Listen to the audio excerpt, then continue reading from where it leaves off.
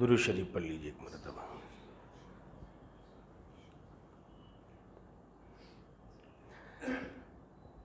اللہم صلی علی سیدنا و نبینا مولانا محمد وعلی آل سیدنا و نبینا مولانا محمد وبارک وسلم۔ الحمدللہ الحمدللہ وحدہ والصلاة والسلام على من لا نبي بعده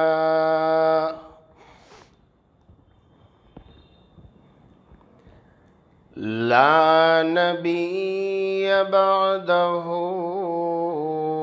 ولا نبوة بعده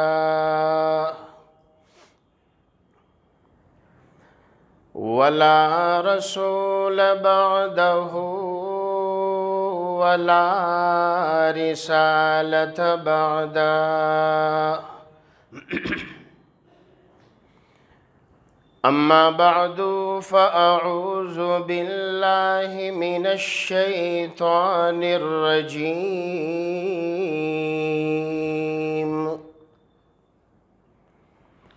بسم اللہ الرحمن الرحیم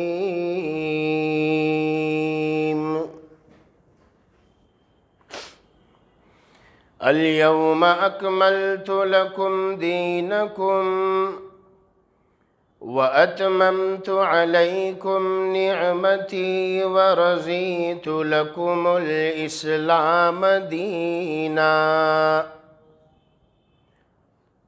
فمن اضطر في مخمصة غير متجانف لإثم فإن الله غفور رحيم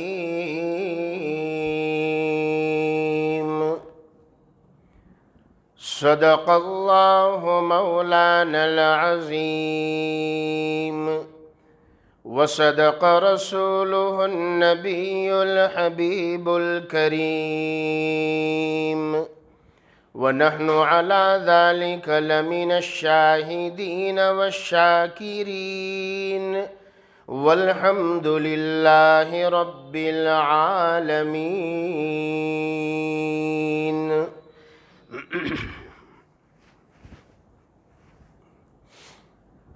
الہی پھر عطا کر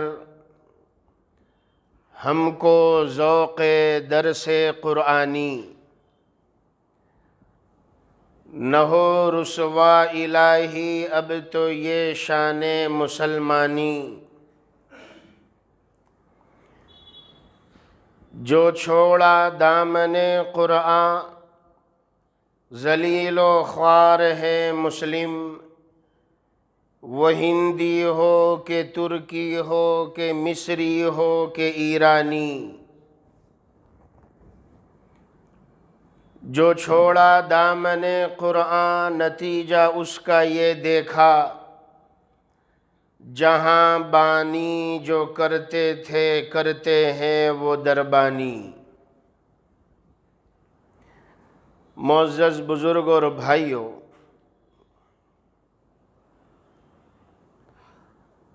بات بڑی سادہ ہے۔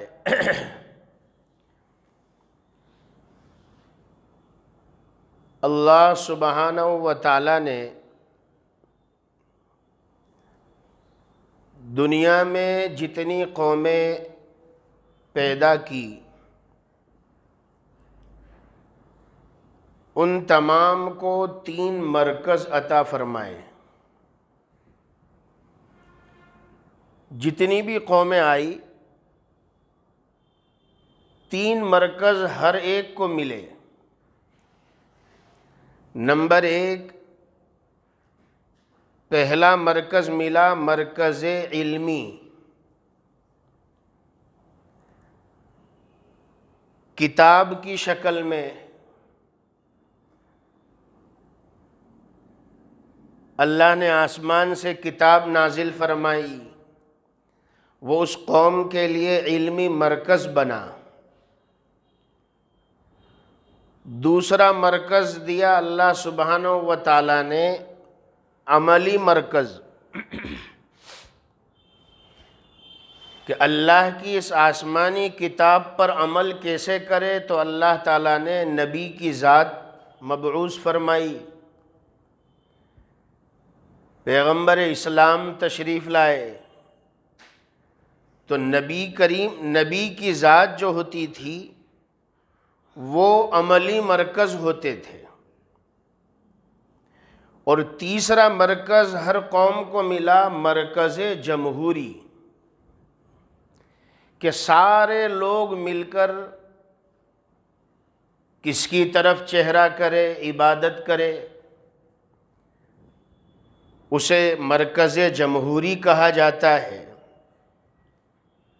اگلی ساری قوموں کو یہ تین مرکز ملے، علمی مرکز آسمانی کتاب کی شکل میں، عملی مرکز پیغمبر اسلام کی شکل میں، اور جمہوری مرکز قبلے کی شکل میں۔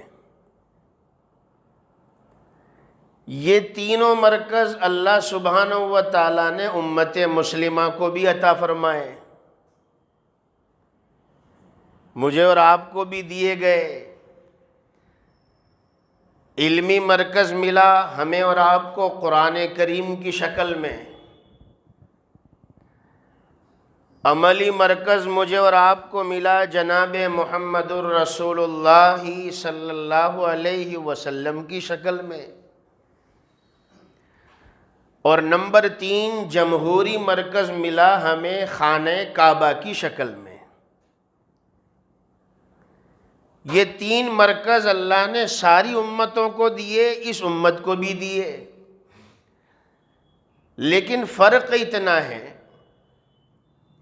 کہ اگلی امتوں کو جو مرکز ملے تھے اور اس امت کو یہ جو تین مرکز ملے، فرمایا یہ تینوں مرکز اگلے سارے مرکزوں میں سب سے اعلیٰ تھے،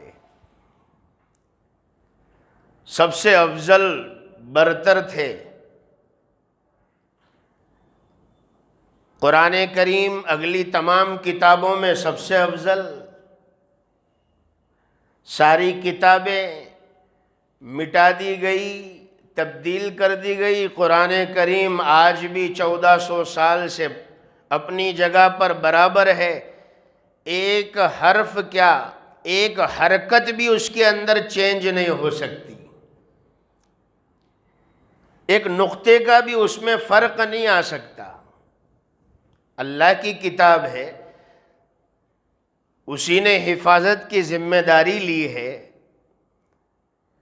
کوئی دنیا میں ایک نہیں، بدبخت انسان پوری دنیا مل کر بھی اگر بدبخت بن جائے اور وہ یہ اعلان کرے کہ قرآن کی فلانی آیت کو تبدیل کر دو، فلانی آیت کو بدل دو، فلانی آیت کے اندر چینجز کر دو، نہیں ہو سکتا۔ اللہ کہتا ہے ہماری بلی ہم سے میاؤ، قرآن ہمارا، دین ہمارا، آسمان زمین ہمارے، مخلوق ہماری، کلام ہمارا، اعلان ہے صاف، اِنَّا نَحْنُ نَزَّلْنَا الذِّكْرَ وَإِنَّا لَهُ لَحَافِظُونَ۔ اے لوگو یہ تو ہمارا ذکر ہے، ہمارا کلام ہے، اللہ کی ذات سے نکلا ہوا اس کا کلام ہے۔ اللہ نے اپنی ذات کو تو چھپا لیا مگر اپنے کلام کو ہمارے ہاتھوں میں دے دیا۔ مجھے 2-3 ضروری بات کرنی ہے ورنہ قرآن کریم کے فضائل، اور آپ بھی بڑے چالاک ہیں، ٹوپی مسجد والے ہیں نا، ٹوپی تو سر پر ہوتی ہے، دماغ سے بھی اوپر، تو بڑے چالاک ہے، گھڑیال بھی سامنے رکھی ہے کہ مولوی صاحب گھڑیال سامنے ہی ہے، دیکھ لینا تمہارا ٹائم کب ختم ہوتا ہے۔ تو دو تین ضروری باتیں کرنی ہیں۔ تمام امتوں کو جو مرکز ملے، ان تمام مرکزوں میں اس امت کو جو مرکز ملے سارے اعلیٰ ملے۔ علمی مرکز قرآن کی شکل میں، وہ سارے اگلے مرکزوں میں سب سے اعلیٰ۔ عملی مرکز پیغمبر اسلام کی شکل میں تو جناب محمد الرسول اللہ صلی اللہ علیہ وسلم سارے نبیوں میں اعلیٰ۔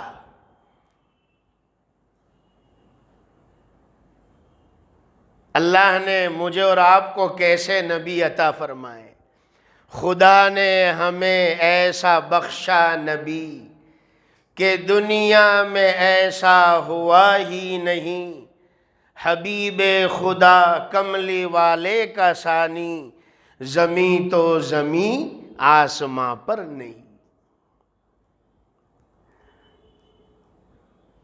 ایک شعر سنا ہی دوں، ٹوپی مسجد والے کہیں گے مولانا بخیلی کیوں کرتے ہو، تھوڑا تو سنا دینا تھا، والد صاحب کی یاد تازہ ہو جائے۔ ایک سنا دوں۔ یوں تو دیکھے ہیں دنیا میں لاکھوں ہنسی، تم سا لیکن نگاہوں میں کوئی نہیں۔ یوں تو دیکھے ہیں دنیا میں لاکھوں ہنسی، تم سا لیکن نگاہوں میں کوئی نہیں۔ مسکراؤ گے تم تو بہار آئے گی، مسکراؤ گے تم تو بہار آئے گی، تم ہنسو گے تو موتی بکھر جائیں گے۔ جب مدینے میں ہوگا ہمارا گزر، سارے بگڑے ہوئے کام بن جائیں گے انشاءاللہ العزیز، انشاءاللہ العزیز۔ اللہ بند راستوں کو کھول دے، بند دروازوں کو اللہ کھول دے۔ عرض یہ کرنا چاہتا ہوں کہ اللہ سبحانہ و تعالیٰ نے تینوں مرکز اس امت کو اعلیٰ دیے۔ علمی مرکز قرآن کریم اگلے تمام مرکزوں میں اعلیٰ، عملی مرکز جناب محمد الرسول اللہ صلی اللہ علیہ وسلم سارے نبیوں میں اعلیٰ اور امام، اور نمبر 3 جمہوری مرکز یعنی خانہ کعبہ، اللہ کا گھر بیت اللہ، تمام اگلے قبلوں سے اعلیٰ۔ فضائل اعمال میں ہم پڑھتے ہیں فضائل مکہ، اللہ کے گھر کے فضائل ہم سنتے ہیں پڑھتے ہیں کہ اللہ سبحانہ و تعالیٰ نے خانہ کعبہ کو کیا فضیلت عطا فرمائی۔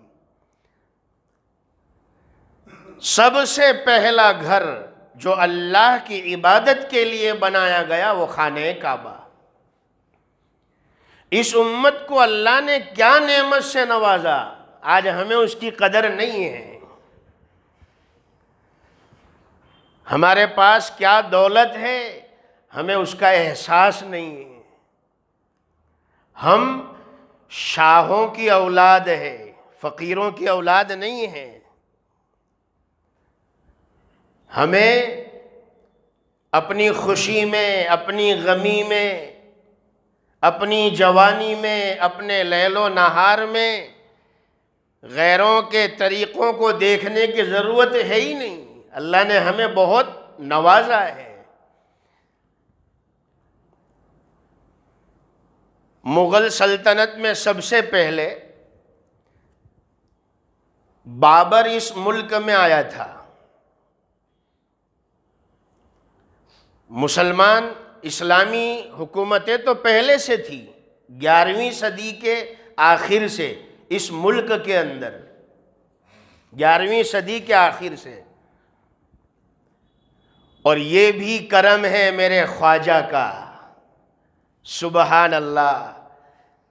جب تک میرے خواجہ نے اس دھرتی پر قدم نہیں رکھا تھا تب تک سلطان شہاب الدین غوری کو فتح نصیب نہیں ہوئی تھی. خواجہ صاحب کی پیشین گوئی 11ویں صدی کا اینڈ، اور پھر اس کے بعد ساری حکومتیں شروع ہوئی. یہ تاریخ ہندوستان ہے، آپ سنتے بھی رہتے ہوں گے. ماشاءاللہ علماء کرام یہاں آتے ہیں، ہر جمعہ کو بیان ہوتے. تو مغل سلطنت کا پہلا حصہ اور پہلا بادشاہ بابر 1526 میں اس ملک میں آیا تھا. 1526 عیسوی بابر جب یہاں آیا، علماء کرام یاد رکھے، ایک بات اور بھی کہہ دوں، علماء کرام بادشاہوں کی مثالیں کم دیتے ہیں. ہمارے پاس روحانی بادشاہوں کی مثالیں اور واقعات بہت ہیں. روحانی بادشاہ ہمارے اکابر، ہمارے اولیاء، بزرگان دین، علماء امت بہت ہے، لیکن کچھ عوام کے لیے بھی ایسی مثالیں دینی پڑتی ہے. بابر جب آیا تو جس علاقے سے بابر آیا تھا وہاں پر ہاتھی کبھی بابر نے دیکھا نہیں تھا، اور بھی بہت سے جانور دیکھے، لیکن ہاتھی وہاں نہیں پایا جاتا تھا جہاں سے بابر آیا تھا. تو لوگوں نے بابر کو سب سے پہلا گفٹ، مغل سلطنت کا پہلا بادشاہ بابر، اسے ہاتھی خدمت میں پیش کیا. ہاتھی کو دیکھ کر بڑا تعجب ہوا. گھوڑے پر بیٹھا تھا، گھوڑے سے چھلانگ لگا کر سیدھا ہاتھی کے اوپر چڑھ گیا. بڑا امپریس ہوا، کہنے لگا کہ یہ تو بڑا اچھا جانور ہے، اتنا ہائٹیڈ، دشمن کا کوئی تیر تلوار حملہ وہاں تک نہیں پہنچ سکتا، یہ تو بڑا بہترین ہے. ہاتھی پر بیٹھ گیا اور پھر اس نے کہا بیٹھنے کے بعد کہ لاؤ اس کی لگام میرے ہاتھ میں دو. تو لوگوں نے کہا کہ بھئی اس کی لگام تو آگے فیلبان جو ہوتا ہے، ہاتھی کا جو رکھوالا ہوتا ہے، مالی ہوتا ہے، اس کے ہاتھ میں ہوتی ہے. آپ جہاں جانا چاہے آپ اشارہ کریں وہ آپ کو لے جائے گا، لگام اس کے ہاتھ میں رہے گی جو اس کا خادم ہے. تو بابر یہ تاریخی جملہ کہہ کر ہاتھی سے فوراً اتر گیا اور گھوڑے پر بیٹھ گیا، یہ کہتا ہوا کہ جس سواری کی لگام میرے ہاتھ میں نہ ہو بابر اس سواری پر کبھی سواری نہیں کرے گا. وہ جانور میرے کسی کام کا نہیں جس کی لگام میرے ہاتھ میں نہ ہو. اس سے تو پھر میرا گھوڑا بہتر ہے. میرے بھائی اور بزرگوں، بیانات بہت ہوتے ہیں، سنتے ہیں بہت سی مرتبہ، لیکن ہمیں عملی اقدام کی طرف آنا پڑے گا اور کچھ ٹھوس نتائج کی طرف آنا پڑے گا اس امت کو. اگر اس ملک میں ہمارا تشخص، ہماری تہذیب، ہماری اولادوں اور نسلوں کے اندر ہم زندہ رکھنا چاہتے ہیں، ہمیں کچھ مضبوط فیصلے کرنے پڑیں گے. آج ہماری لگام غیروں کے ہاتھ میں ہے. ایک بڑی شادی ہو، آپ تھوڑی دیر کے لیے کونے میں بیٹھ جاؤ، دیکھو اس میں باشرح عورتیں کتنی نظر آتی ہیں. ایک اپارٹمنٹ ہے، تھوڑی دیر کے لیے فجر کی اذان کے وقت نیچے بیٹھ جاؤ، دیکھو کتنے لوگ نماز کے لیے اس اپارٹمنٹ سے اترتے ہیں. آج ہمارا نام تو ہے، آئی ڈی تو ہے، لیکن آج کا مسلمان مسجد سے دور ہوتا جا رہا ہے. اللہ کے دین سے دور ہوتا جا رہا ہے. بہانے، غیروں کے تہوار ہمیں پسند ہیں اور پھر ہم بچوں کے بہانے کرتے ہیں. کتنا اچھا کہ بچوں کے لیے کیا حرج ہے. غیروں کے تہوار اپنا رہے ہیں، غیروں کے طور طریق اپنائے جا رہے ہیں. آج ہمارے پاس اللہ نے کون سی نعمت دی ہے، ہمیں اس کا احساس نہیں ہے، ہمیں اس کی قدر نہیں ہے. اللہ رب العزت بڑے قدردان بھی ہے. اور سورت کے میرے نوجوانوں اور اس چینل کے ذریعے سے سننے والے میرے نوجوانوں، اللہ رب العزت قدردان بھی ہے اور اللہ رب العزت بے نیاز بھی ہے. یاد رکھنا، بے نیاز ہے. قُلْ هُوَ اللَّهُ أَحَدٌ اللَّهُ الصَّمَدُ لَمْ يَلِدْ وَلَمْ يُولَدْ وَلَمْ يَكُنْ لَهُ كُفُوًا أَحَدٌ. اے پیارے نبی کہہ دیجئے وہ اللہ ایک ہے، وہ بڑا بے نیاز ہے. نہیں، اسے کسی کی پرواہ نہیں ہے. اگر کوئی انسان ایک رضوی نہیں، پورا ملک اگر رضوی سے بھر جائے اور وہ اپنے آپ کو اسلام سے بیزار کر دے، اللہ کی بڑائی میں ذرہ برابر بھی فرق آنے والا نہیں ہے. اللہ کی بڑائی میں ذرہ برابر فرق آنے والا نہیں. جانوروں کو ہم پالتے ہیں قربانی کے ٹائم پر. قربانی کے علاوہ بھی بہت سے لوگ جانوروں کو پالتے ہیں. تو آپ نے دیکھا اس کے گلے میں پھندا بنا کر رسہ لگا کر اسے باندھتے ہیں جانور کو، اس لیے کہ ہم اس کے مالک ہیں، ہم اسے باندھ کر رکھتے ہیں. میرے بھائی اور بزرگوں، انسان بھی ایک طرح کا جانور ہے، حیوان ناطق ہے. اگرچہ ہمارے گلے میں رسیاں تو نہیں ہیں، لیکن اللہ نے ایک طاقت سے ہمیں باندھا ہے. یاد رکھیں، جیسے ہم اپنے جانوروں پر ملکیت جتلاتے ہیں، ہم بھی کسی کی ملکیت ہے اور ہمارا بھی کوئی معبود اور خدا ہے. فرمایا کہ قرآن کا صاف چیلنج اور اعلان ہے، تمہیں اللہ کا دین پسند نہیں آ رہا، اللہ کا کلام پسند نہیں آ رہا، اللہ کے حبیب محمد عربی صلی اللہ علیہ وسلم کے پیارے طریقے پسند نہیں آ رہے. فرمایا جاؤ میری زمین سے باہر نکل کر دکھاؤ، آسمان کے کناروں سے باہر نکل کر دکھاؤ. ہے ہمت؟ قرآن کا چیلنج. یا معشر الجن والانس ان استطعتم ان تنفذوا من اقطار السماوات والارض فانفذوا لا تنفذون الا بسلطان فبأي آلاء ربكما تكذبان. اے انسانوں جنات کی جماعت، اگر تم کر سکتے ہو تو اللہ کی زمین اور اللہ کے آسمان کے کناروں سے باہر نکل کر دکھاؤ. اگر نکل سکتے ہو تو نکل کر دکھاؤ.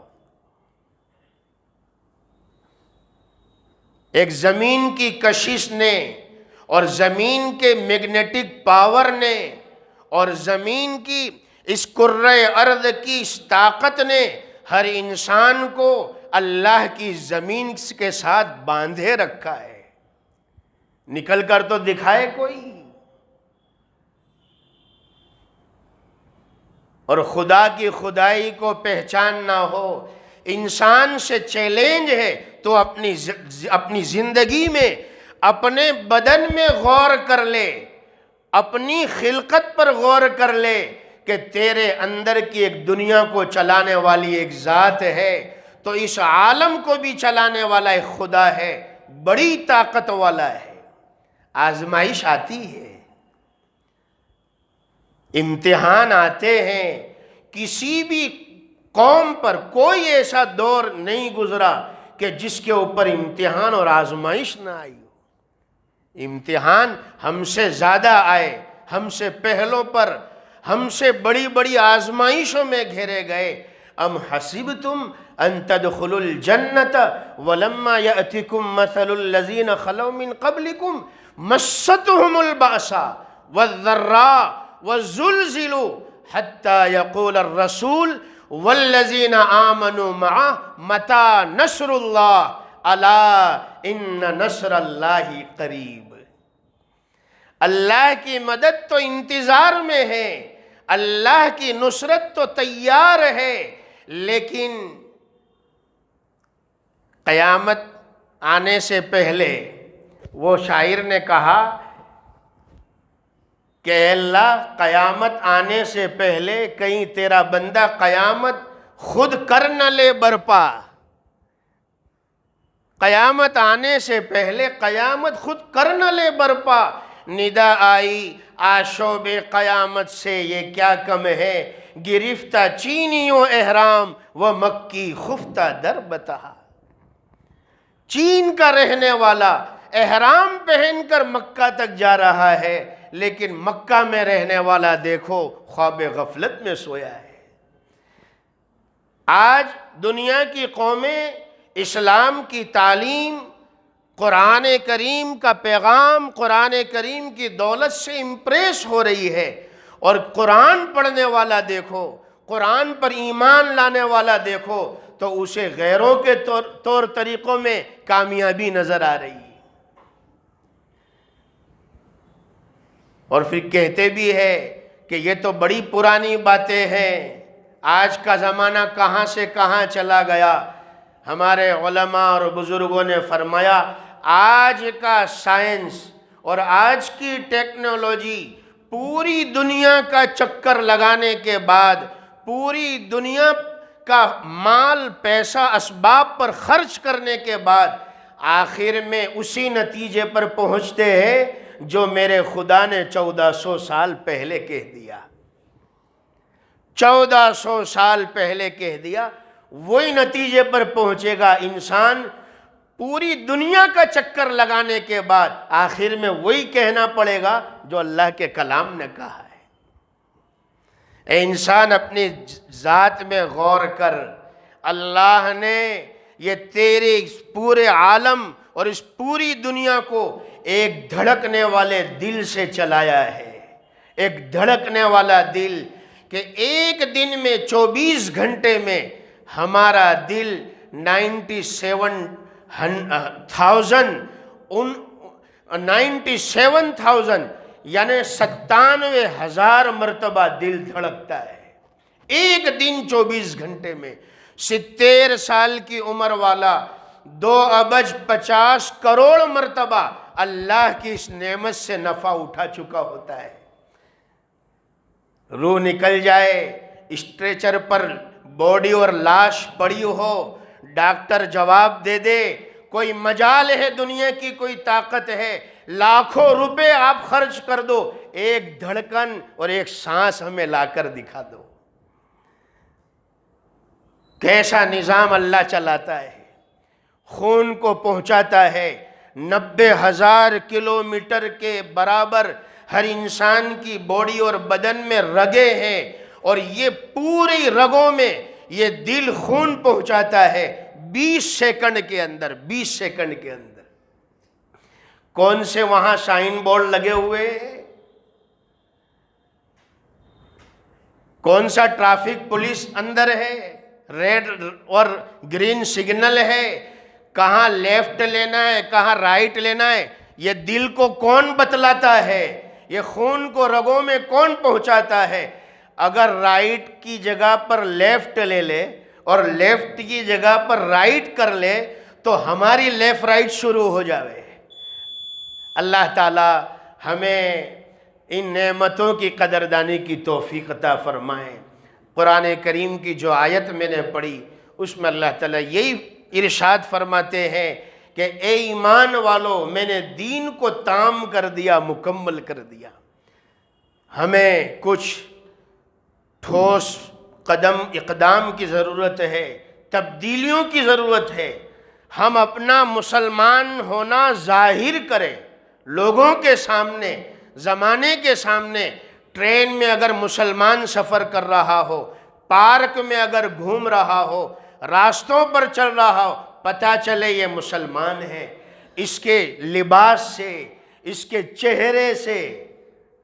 اور میں تو کہتا ہوں، ایک آخری بات کہہ دوں، سنت رسول کی نیت کرنے والوں کے لیے بڑا سنہرا موقع ہے اس وقت۔ میں اپنے نوجوانوں سے کہتا ہوں، اگر ہمارے دل میں سنت رسول کی اگر نیت ہے، امید ہے، تو آج سے بڑھ کر قیمتی موقع میرے خیال سے کبھی نہیں ہوگا۔ ہمارے دیش کا وزیر اعظم خود داڑھی رکھے ہوئے ہے، ہم بھی داڑھی رکھے، کوئی قصور نہیں ہے، نہ دنیاوی کوئی جرم ہے، دینی تو سنت ہے دین کے اندر۔ اس سے بڑھ کر موقع میرے حساب سے کوئی نہیں ہوگا۔ لوگ کہتے ہیں ہم لوگ ملازمت کرتے ہیں، آفسوں میں جاتے ہیں، وہاں پر منع کرتے ہیں، اب تو ہمارے پاس حجت قائم ہے۔ لیکن یہ سنت ہے جناب رسول اللہ صلی اللہ علیہ وسلم کی، ہم اپنا مسلمان ہونا ظاہر کریں، چاہے غریب سے غریب گاؤں میں رہتے ہو یا بڑے سے بڑے شہر میں رہتے ہو، مسلمان چل رہا ہو، پتہ چلے یہ مسلمان ہے۔